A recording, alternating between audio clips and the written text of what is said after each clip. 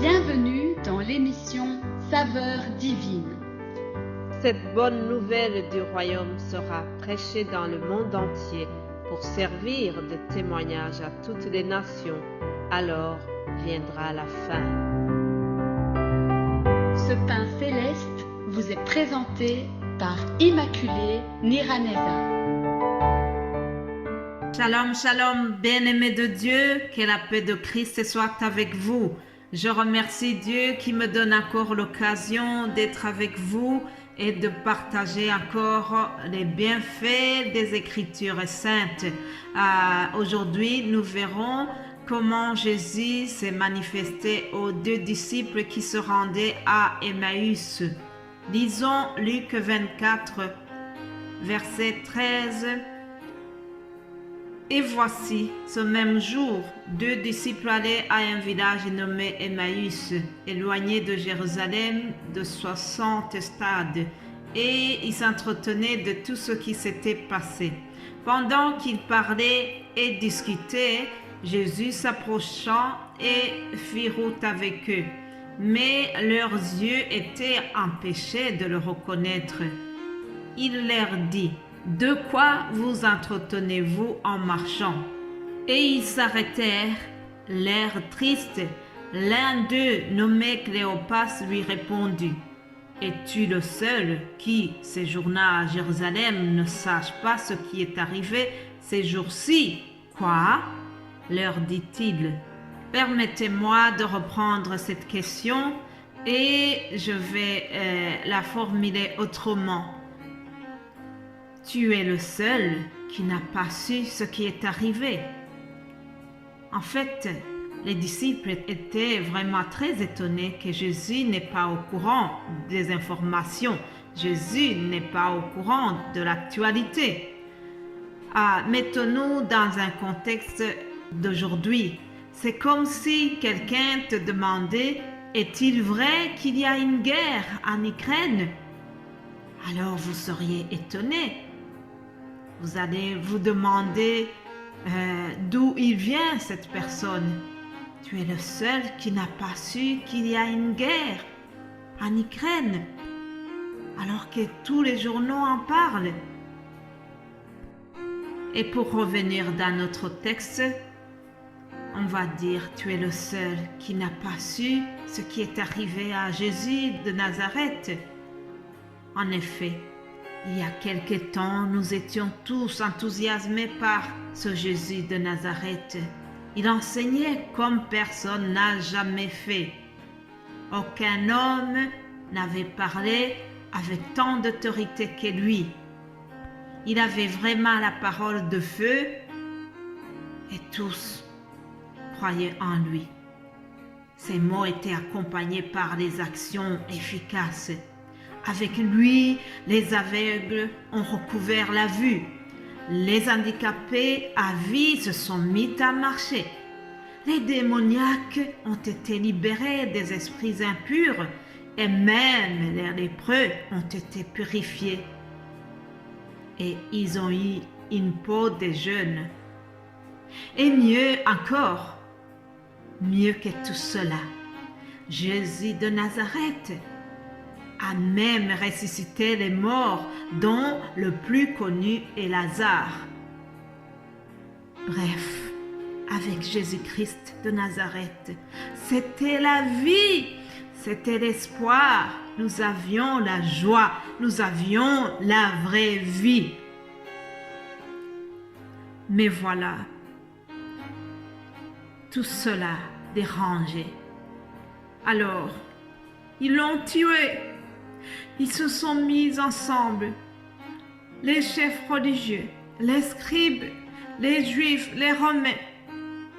Tous ont été solidaires pour ce crime contre Jésus-Christ de Nazareth qui dérangeait.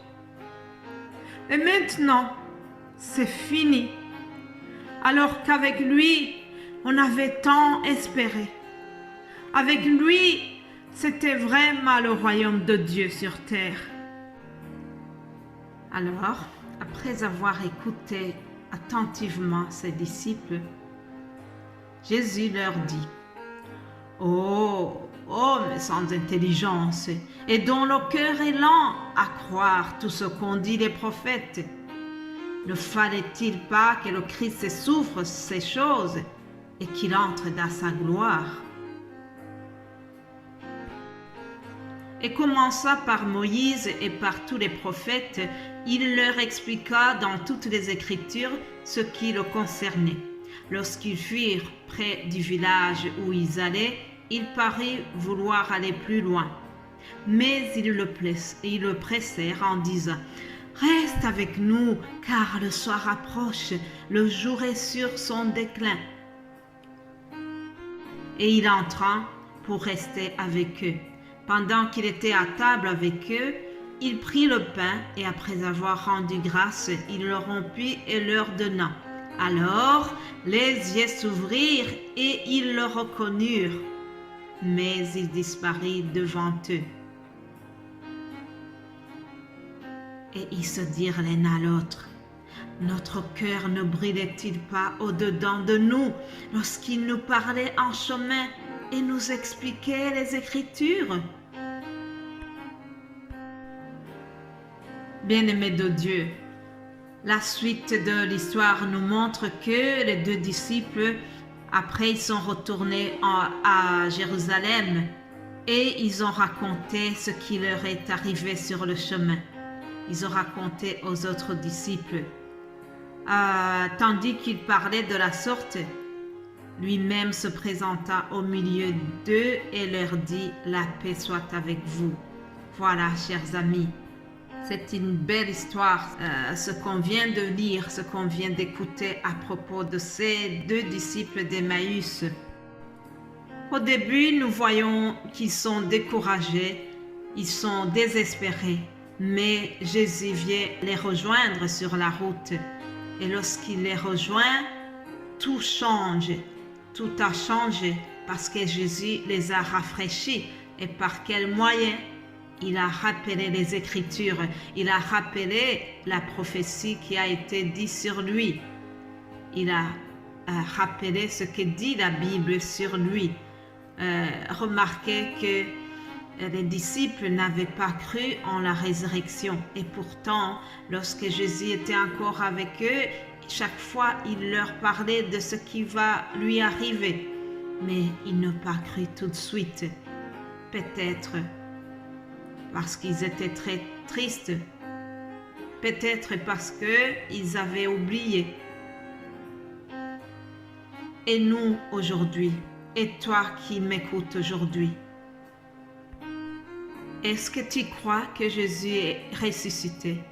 Est-ce que tu crois que Jésus règne au monde entier? Que c'est lui qui règne, qui a l'autorité sur tout ce que nous voyons? Peut-être que tu es aussi dans un état découragé, désespéré. Peut-être que à cause de cette pandémie du Covid, tu as été découragé. Peut-être que avec la guerre en Ukraine, tu te dis: est-ce que Jésus est vraiment vivant?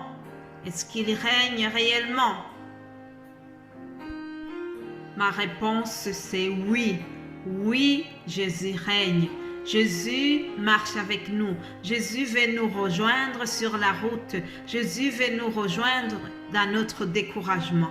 Jésus veut que tu sois rafraîchi.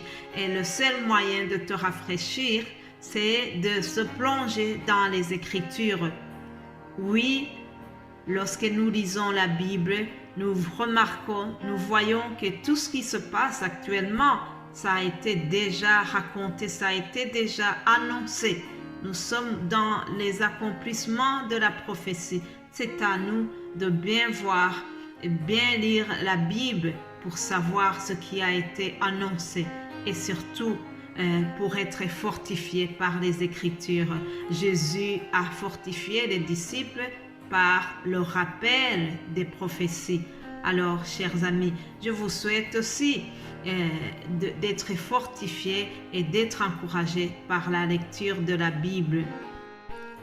Je termine par ce verset qui dit: car je désire vous voir pour vous communiquer quelques dons spirituels, afin que vous soyez affermis, ou plutôt afin que nous soyons encouragés ensemble au milieu de vous par la foi qui nous est commune à vous et à moi.